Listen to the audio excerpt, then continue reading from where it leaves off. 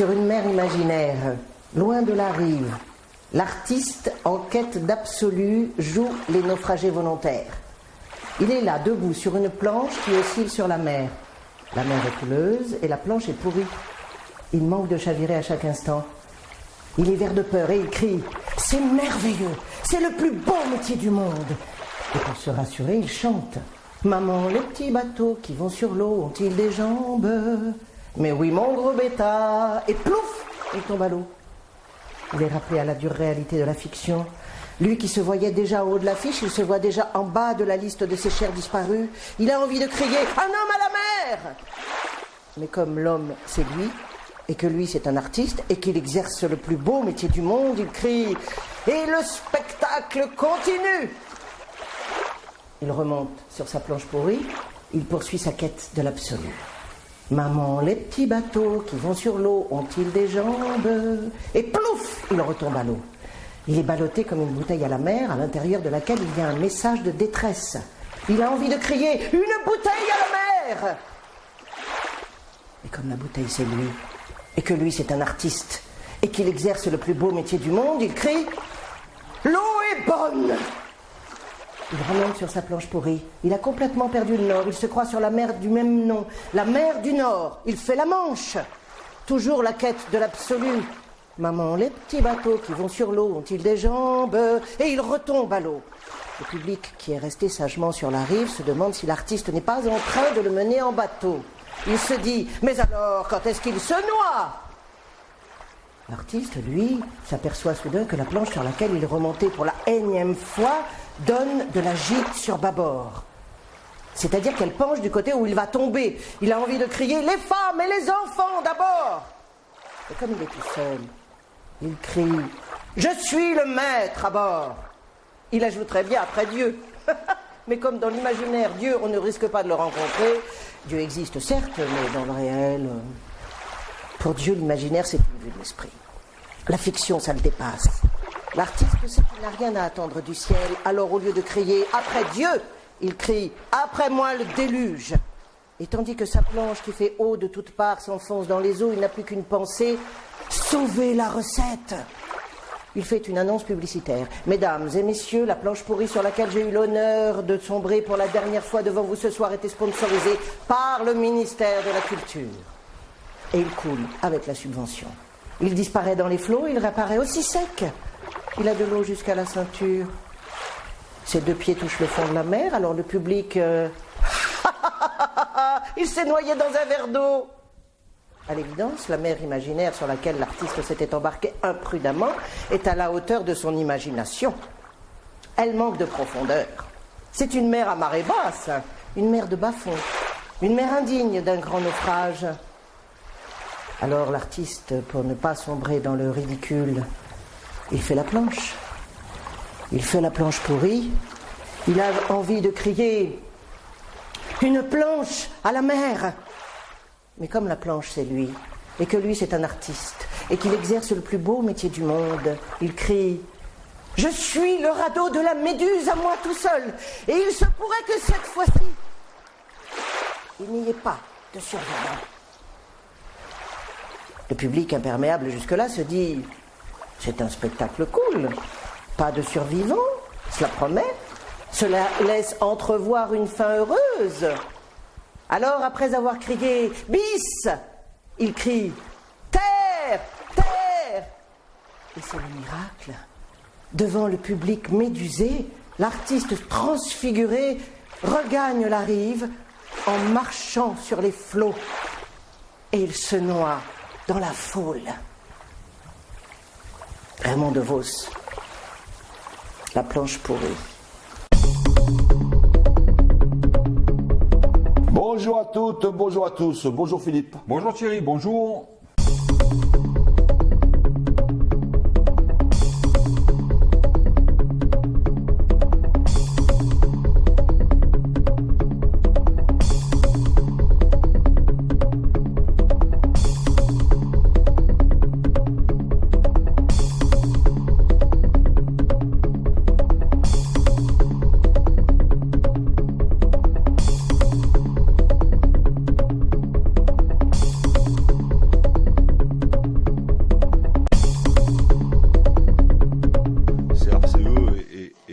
très attaché à l'entreprise publique EDF, pas seulement parce que c'est Marcel Paul qui l'a créée, mais parce que c'est l'indépendance et la souveraineté de la France.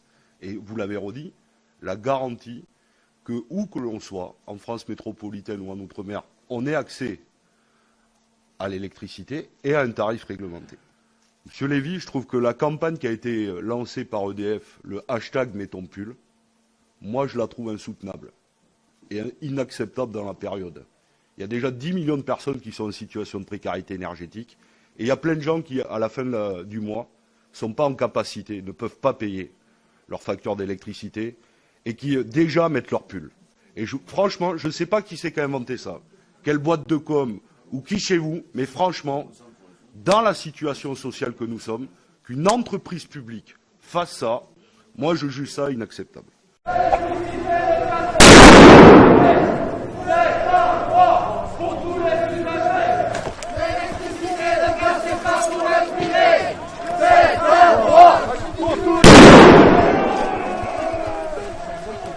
Le symbole de cette action, c'est qu'en fait, on est en train de voler un bien public, un service public de l'électricité et du gaz au peuple et à la nation.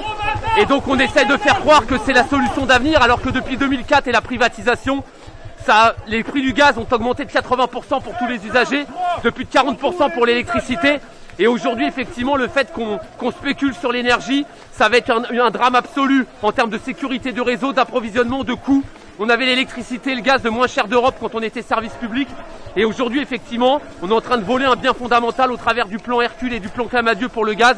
Et on est là pour montrer qu'effectivement, ces deux plans, ce sont purement et simplement un enfumage pour les agents, mais aussi pour la population. Voilà le sens de l'action d'aujourd'hui. Aujourd'hui, nous ne pouvons pas travailler depuis pratiquement un an. Nous n'avons aucune aide. Nous sommes dans une situation où nous ne sommes pas comme les intermittents spectacles. Nous sommes au régime général.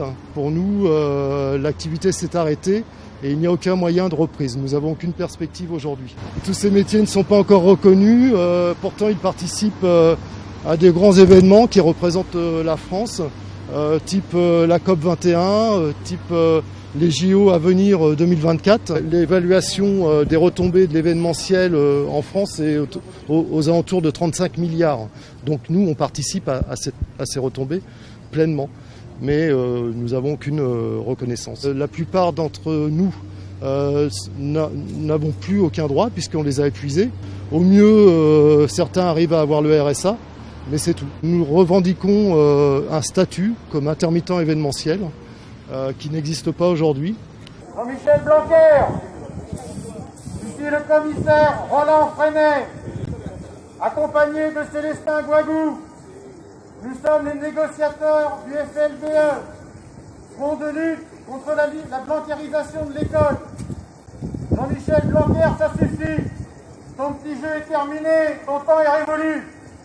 Les rues sont quadrillées, tu ne peux plus sortir. Les forces de l'ordre sont là. Et à Nantes, ça peut vite dégénérer.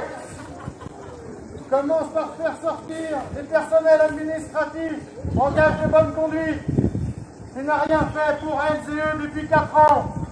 Pas d'augmentation de salaire, pas de poste supplémentaire, pas de perspective. Libère-les, ce sera pris en compte. Par contre, si le recteur est avec toi, garde-le, car lui aura fait le sale boulot pour toucher sa prime annuelle. Jean-Michel, ne fais pas le con. Descends sans résister et sans t'obstiner. Ton temps est révolu. Des injonctions paradoxales sur la crise sanitaire, simple morale des personnels de l'éducation nationale. Les démissions, les ruptures conventionnelles, la souffrance s'accumule. Des milliers de suppressions de postes dans le second degré. L'absence de reconnaissance des AED et des AESH. L'aumône que tu nous verses comme revalorisation salariale ne te permettent plus de rester au ministère. Jean-Michel, sois raisonnable et tout se passera bien. Ne nous force pas à venir te chercher.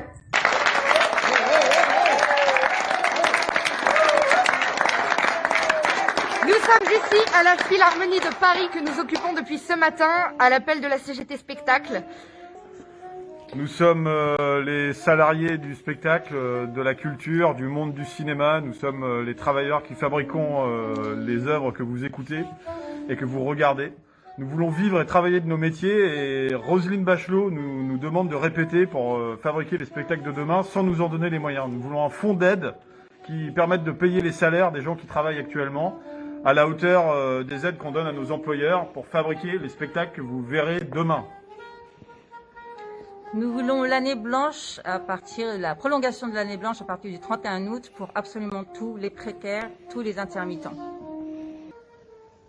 Culture sacrifiée, nous sommes méprisés, gouvernement disqualifié. Culture sacrifiée, nous sommes méprisés, gouvernement disqualifié. Eh bien, on passe directement aux brèves. La première, c'est une bonne nouvelle puisque les salariés de Mistral U, qui est une boîte logistique dans le Vaucluse, qui gère 450 magasins quand même du système U, sont mis en grève par rapport aux conditions de travail, au salaire. Et ils ont fait 4 jours de grève, d'occupation. Ils ont été aidés par l'UD du Vaucluse, mais aussi dans l'Interpro. Et effectivement, ils ont gagné. Donc, ils ont gagné quoi? Ils ont gagné d'abord une augmentation générale des salaires, la création d'une prime d'ancienneté, il n'y avait pas de prime d'ancienneté, l'imputation sur le taux d'erreur rabaissé, parce que tu sais, quand ils se trompaient, les primes, elles tombaient en cascade au fond du puits. Et puis aussi, ils ont récupéré aussi les NAO, parce qu'en fait, les NAO étaient prévus pour plus tard, ils les ont eu dès maintenant. Donc, bravo à eux. Il n'y a que la lutte qui paye. Thierry, encore une bonne nouvelle. À Decazeville, les salariés travaillant dans le médico-social ont obtenu la prime du Ségur de la santé, soit 183 €. Il a fallu pour ça 100% de grévistes. Comme quoi, si tu te bats pas, tu n'obtiens rien. Oui, en plus, ils ont fait 4 mois. 4 mois de grève. 4 mois de grève. Ils n'ont pas lâché. Et donc, effectivement, ils ont les mêmes primes que les hospitaliers. Bravo à eux. Mais ça paye, parce que l'hôpital de Vannes avait eu la même démarche. Et après plusieurs jours de grève, ils avaient obtenu aussi la prime de Ségur. On pense aux salariés de Martigues aussi qu'on est allé rencontrer et qui n'ont toujours pas eu. Mais il faut tenir. RTE, c'est une des filiales d'EDF, c'est elle qui distribue l'électricité. Eh bien, RTE a décidé, à partir de 2025, de n'avoir plus que 3 centres de conduite électrique. C'est-à-dire qu'en gros, il resterait Paris, Marseille et Nantes. Aujourd'hui, il y en a 8. Ça veut dire que demain, dès 2025, s'il y a un problème sur le réseau, c'est risque de grosses coupures au niveau national. Ce qui s'est produit aux États-Unis, ce qui s'est produit en Angleterre. Et nous qui sommes les mondiaux, les meilleurs en termes de distribution, de dispatching, eh bien là, ça va être une catastrophe. Voilà encore la réalité du libéralisme. À partir d'un questionnaire qui a été proposé aux 191 structures qui ont répondu à l'enquête, la Fédération CGT Santé a calculé qu'il serait nécessaire d'embaucher 11,5% d'effectifs supplémentaires. Cela représente 400 000 emplois pour l'ensemble des secteurs de la santé et l'action sociale, dont la moitié dans les EHPAD, un quart dans les hôpitaux et le reste dans diverses structures médico-sociales. Ça fait de l'embauche, ça. Ça fait de l'embauche et ça permet surtout aux Français de se soigner mieux. Ce 21 février, si vous n'avez rien à faire, rendez-vous dans l'Aveyron. Dans l'Aveyron, devant les portes de l'usine SAM. On en a parlé la semaine dernière, pour un grand rassemblement populaire pour justement défendre l'emploi à la SAM, mais aussi défendre l'emploi dans l'Aveyron au niveau de l'emploi local. Répression antisyndicale. 3 salariés licenciés par McDo obtiennent leur réintégration. Le Conseil des prud'hommes de Paris a reconnu le caractère discriminatoire du renvoi de ces 3 employés de l'enseigne de restauration rapide. En conséquence, les anciens élus CGT, parce que c'est toujours la CGT qui est discriminée, j'ai buté sur discriminé, j'ai du mal parce que je l'ai été aussi moi-même, réintégreront leur poste de travail très rapidement. Bon retour à McDo.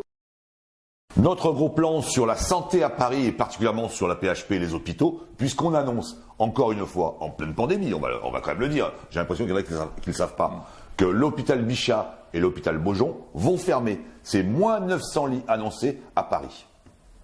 Avant la crise a montré que nous manquions de lits d'hôpitaux Et toutes ces restructurations ont une seule logique, c'est que 1 + 1 fait toujours moins que 2, c'est-à-dire des suppressions de lits. Si on additionne 2 grandes opérations en Ile-de-France, qui est l'hôpital donc Nord, avec la fermeture de Bichat et Beaujon, et le nouvel hôpital à Saclay, avec la fermeture des hôpitaux d'Orsay, Juvisy-Longjumeau, nous perdons 900 lits. À cela s'ajoute la fermeture de l'hôpital de Garches, un hôpital de réputation mondiale sur le handicap et les traumatisés lourds. Dans mon département, un des départements qui manque le plus de lits en France, en Seine-Saint-Denis, c'est l'hôpital Jean-Verdier, et puis l'hôpital emblématique de l'Hôtel-Dieu. Donc ça fait beaucoup. Dans une des plus grandes métropoles mondiales, aujourd'hui, nous manquons de lits et on supprime des lits. La construction d'un hôpital qui va entraîner la suppression de 300 à 400 lits. Donc on marche sur la tête en pleine pandémie de la Covid. Maintenir un tel projet alors que l'on voit chaque jour l'insuffisance des lits, l'insuffisance de la capacité hospitalière, c'est proprement scandaleux et donc je suis là pour le dénoncer et surtout pour dire qu'il faut maintenir, rénover Bichat, Beaujon et il faut effectivement un nouvel hôpital parce qu'on voit bien que les populations et notamment de Seine-Saint-Denis ont besoin d'accueil hospitalier. Donc c'est pour ça que je suis là et c'est pour ça que je veux crier ma colère avec les organisations syndicales. Il faut que M. Hirsch abandonne ce projet et il faut que le gouvernement soutienne le projet donc de rénovation et de construction d'un nouvel hôpital. On a un gouvernement qui gère l'hôpital comme une entreprise. On est toujours dans le cadre de l'économie. Et ça peut pas durer. Parce que d'abord, on a un service public. On a besoin de l'hôpital public, on a besoin du personnel, on a besoin des lits. Et dans cette période-ci, il faut penser autrement. Il faut voir une autre manière de gérer l'hôpital. Quel hôpital nous faut-il pour demain? Aujourd'hui et pour demain. Voilà toute la raison pour laquelle je suis ici. Aujourd'hui, nous retrouvons notre rubrique Premier de corvée avec Bouzid Yacoubé, ascensoriste chez Otis, qui vient nous parler de son quotidien. Voilà, bonsoir, je m'appelle M. Yacoubé Bouzi, je travaille dans les ascenseurs, je suis agent technique et ça fait 33 ans que je travaille dans la société Otis et sur Marseille, beaucoup sur Marseille. J'ai travaillé dans le montage pendant 11 ans et j'ai travaillé pendant 5 ans dans les bateaux et après j'ai passé d'autres étapes au niveau cadre management, au niveau de chef d'équipe et qu'aujourd'hui je suis sur le terrain en tant qu'agent technique. À l'heure actuelle, mon métier consiste à entretenir les ascenseurs et les dépanner. Voilà, faire du dépannage et de l'entretien au quotidien pour pouvoir donner le bon fonctionnement de l'ascenseur et pouvoir donner le moyen de transport aux utilisateurs qui puissent les utiliser. À l'époque, ça a été un métier pénible. C'est vrai, au niveau du montage, ça a été un métier pénible parce que c'est beaucoup physique. C'était des charges lourdes. Et par contre, aujourd'hui, la technologie nous a permis d'améliorer beaucoup plus ces matières au niveau du montage qu'à l'heure d'aujourd'hui et aussi au niveau de la façon de travailler qui est vachement différente par rapport à avant. Mais aujourd'hui, ce que nous disposons de beaucoup plus, c'est qu'au niveau de la sécurité qui est très importante et au niveau des moyens qu'on nous donne au niveau des EPI.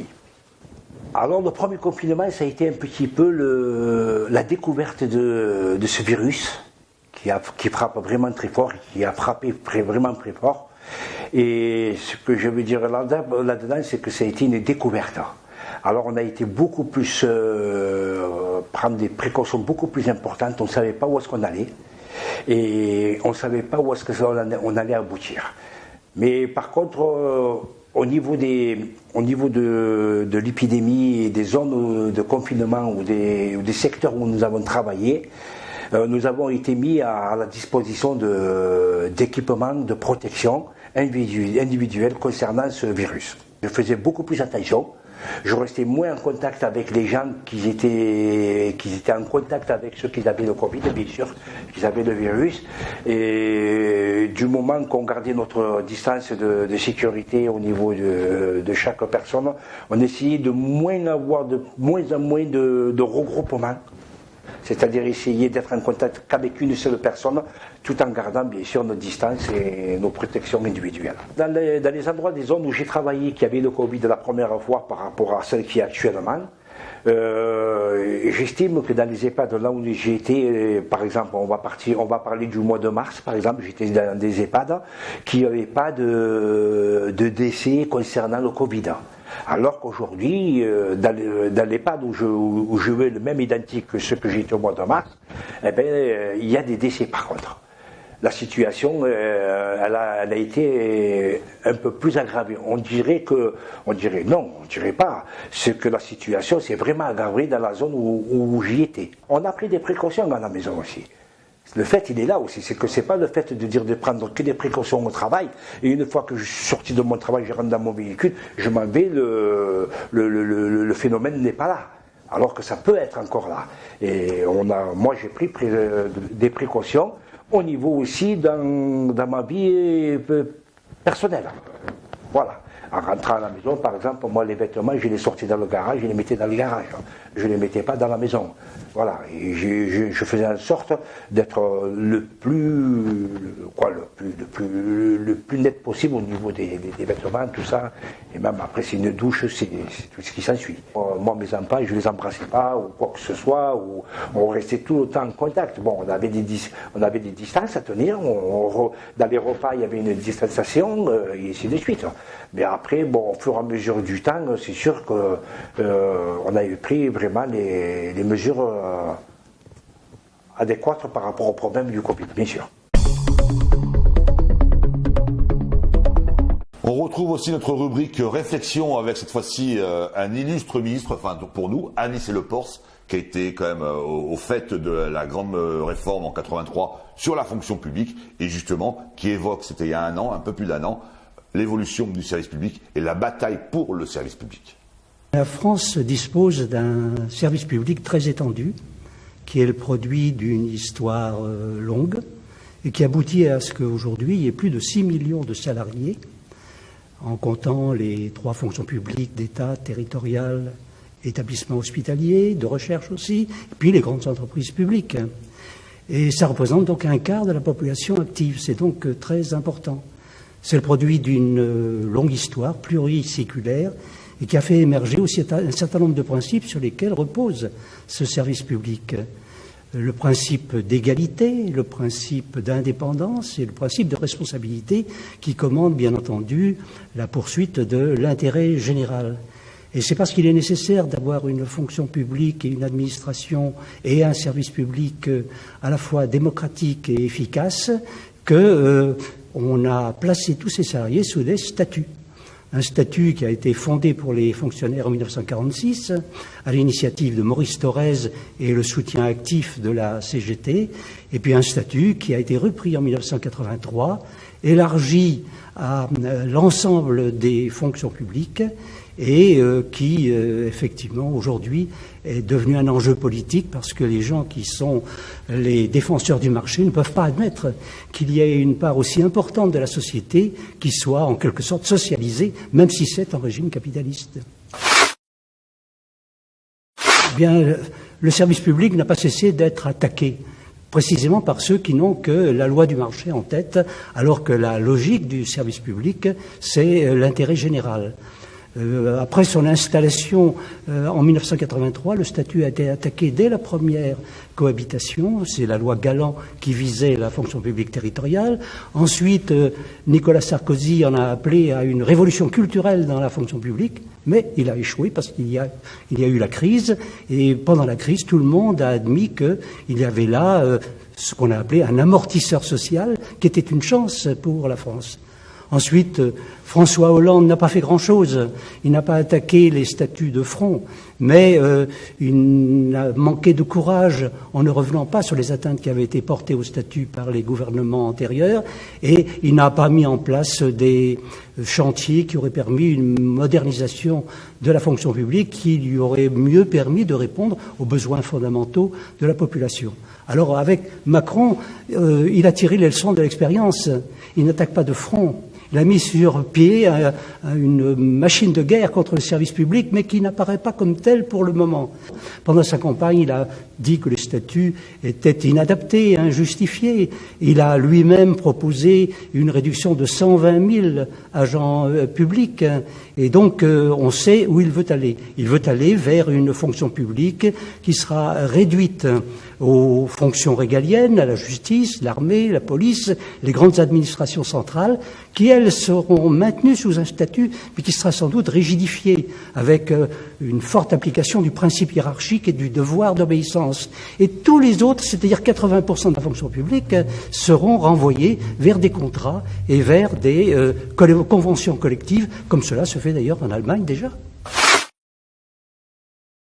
Ce trouble qui existe dans la société, on parle de perte des repères, eh bien, il est mis à profit par les tenants de la logique du marché et du profit pour considérer que l'histoire est finie, que le libéralisme est indépassable et que le capitalisme a définitivement triomphé. Tel n'est pas du tout mon point de vue, je crois tout au contraire. Et les choses ont commencé sous nos yeux, qu'on va vers un monde qui sera de plus en plus interdépendant, interconnecté, où les coopérations vont se développer à l'échelon mondial et où les solidarités elles-mêmes deviendront de plus en plus intenses entre les peuples. Et c'est pourquoi j'ai la conviction personnellement que, contrairement au langage des capitalistes d'aujourd'hui, on va vers un monde plus socialisé, et je pense que le XXIe siècle sera l'âge d'or du service public. Alors il ne reste plus qu'à en convaincre les usagers, les élus, les fonctionnaires et tous les agents du service public.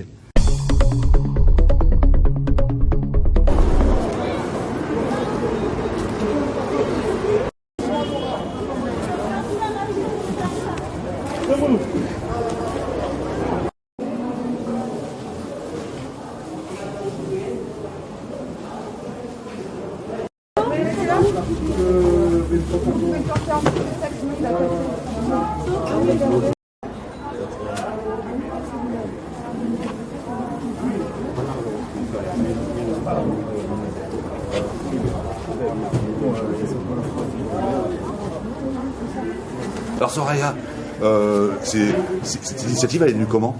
Alors en fait, c'est l'UDCGT 13 qui l'a organisé. Ça fait la deuxième fois qu'on fait une distribution de colis alimentaires à l'attention des salariés qui ont été licenciés et avant Covid et pendant Covid. Et du coup, voilà, c'est la CGT qui organise tout ça. Il y avait combien de colis en fait? On était à 600 colis. 600 colis? Oui. Mais vous avez remarqué, c'était un besoin en fait? C'est un besoin, bien évidemment, c'est un besoin. Les gens, ils n'arrivent même plus à se nourrir, quoi.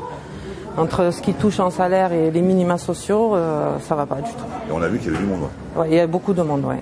Il y a beaucoup de monde et il y a eu du monde la dernière fois également. Vous allez le refaire? Normalement, oui. C'est une initiative qu'on inscrit dans notre activité syndicale. Et les colis, et l'alimentaire, vous l'avez récupéré comment? Alors, on a reçu des dons financiers et puis on a fait les courses avec. Voilà. C'est toutes les orgas qui ont participé, les organisations de la CGT. Donc c'est la solidarité qui prime chez nous. C'est une belle initiative. C'est une très belle initiative, je suis très fier de mon syndicat. Eh bien, on va terminer toujours par notre petite rubrique culture et notre livre. Alors, je vous disais la semaine dernière que je vous reparlerai de Jean-Pierre Luminet. J'espère que vous avez acheté celui de la semaine dernière, parce qu'il y en a encore quelques-uns. Et je vous présente un autre, parce que ça vaut vraiment le coup, sincèrement, d'être au fait de la science, et y compris de l'histoire. En fait, ça allie science et histoire. Et là, Jean-Pierre Luminet, la perruque de Newton. Vous connaissez Newton. Newton qui a vécu jusqu'à 80 ans et qui a été enterré comme un roi en Angleterre lorsqu'il est décédé. Voilà, n'oubliez pas, donc c'est en livre de poche, 7,60 € celui-là. Voilà, la perruque de Newton. Dans le cas du festival du film documentaire, nous ne mettrons pas en ligne des films jusqu'au 8 mars. Le 8 mars, rendez-vous sur notre plateforme YouTube, sur notre chaîne télé YouTube. Nous faisons un événement spécial 8 mars sur la lutte des femmes. C'est pas la journée de la femme, c'est la journée de lutte des femmes et de leurs conditions.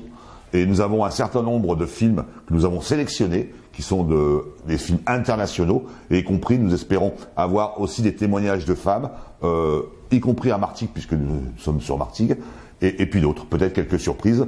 Donc n'hésitez pas à venir sur notre chaîne YouTube pour à la fois regarder le journal et toutes les vidéos que nous mettons en ligne, mais y compris pour le 8 mars, un grand moment sur la lutte des femmes dans toute leur ampleur. Voilà, c'est terminé pour ce numéro 14. À la semaine prochaine. Ciao Philippe. Ciao Thierry, au revoir.